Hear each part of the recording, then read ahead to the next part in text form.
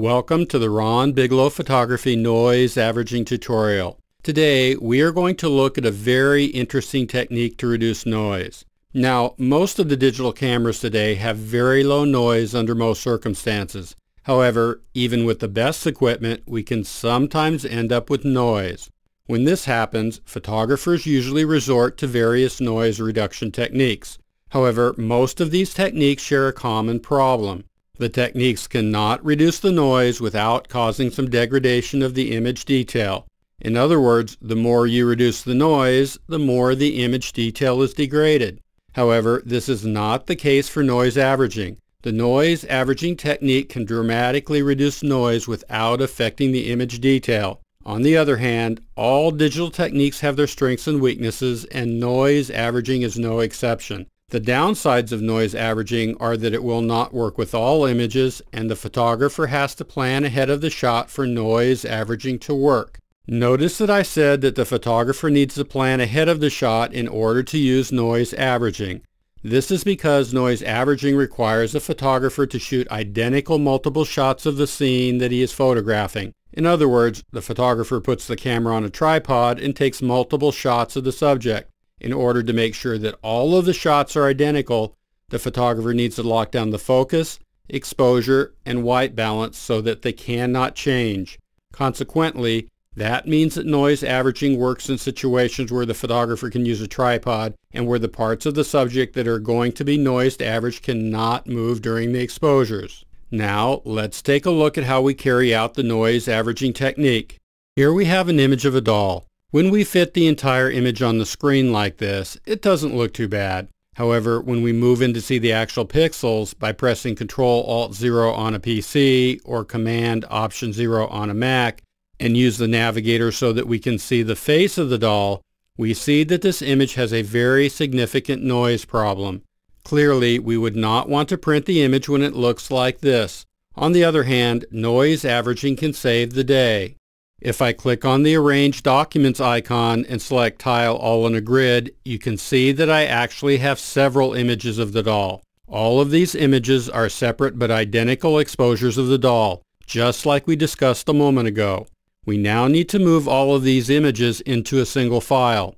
I think that I will put all of the images in the Doll 1 file. We can do that by first selecting the Move tool in the Tools panel and dragging the images to the Doll 1 file while holding down the Shift key. Holding down the Shift key ensures that the images are placed directly on top of each other without any shifting of the images.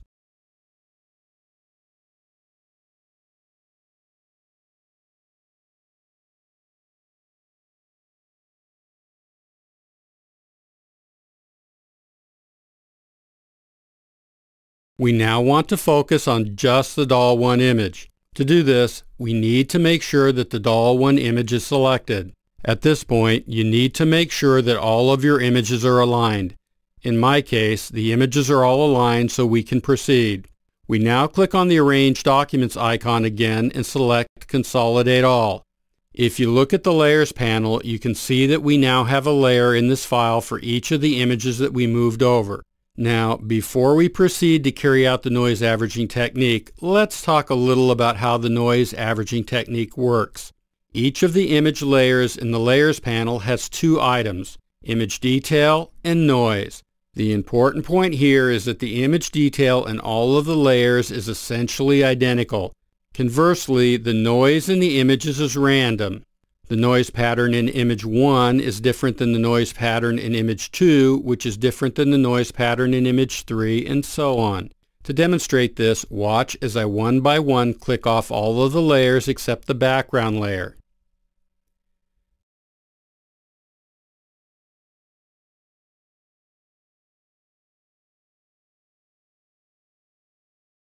Did you see how much the noise changed? This provides us with a great opportunity.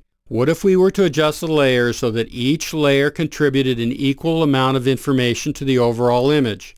Basically, we would be averaging the information from all of the image layers. Now, this is where the noise averaging magic works. Since the image detail in the layers is identical, averaging the layers has no effect on the detail. It remains the same. However, the noise is a completely different story. Since the noise is different in each layer, averaging the layers averages the noise. In a sense, it smooths out the noise. As a result, the noise is substantially diminished. Let's apply the technique to this image. To make things easier, I am going to rename the layers so that it's easier to follow the technique.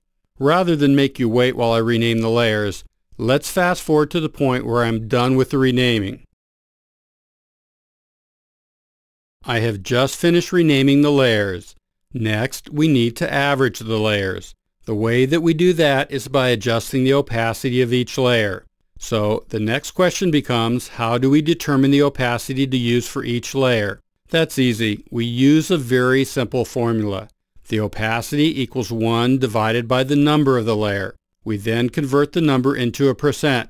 Thus, the opacity of layer 1 is 1 divided by 1, which is 1.0 or 100%. Since layer 1 already has an opacity of 100%, we do not have to do anything. The opacity of layer 2 is 1 divided by 2, which is 0.5, which converts to 50%. So we turn on layer 2, adjust the opacity of the layer by clicking next to the opacity setting and typing in 50. Notice that the noise has already improved. Watch what happens as I turn the eye icon off and on. The noise is much better by adjusting just layer 2. Adding more layers will improve the noise even more. I will now turn on layer 3. The opacity of layer 3 is 1 divided by 3, which is 0.33, which converts to 33%. Thus, we adjust the opacity of layer 3 to 33%. We continue with this process until the opacity of all of the layers has been adjusted. Let's fast forward to the point where I have completed adjusting the opacity for each layer. All of the opacities have now been adjusted. Let's use the history panel to see the difference in the noise. This is the image before noise averaging. This is the image after noise averaging. The difference is significant. Most of the noise is gone, but the image detail is as good as ever. However, if you wanted even lower noise, you could simply use more images. So that concludes the noise averaging technique. At this point, I'm sure some of you are thinking, okay, that works great if you're photographing static objects like your doll, but it will not work for my images.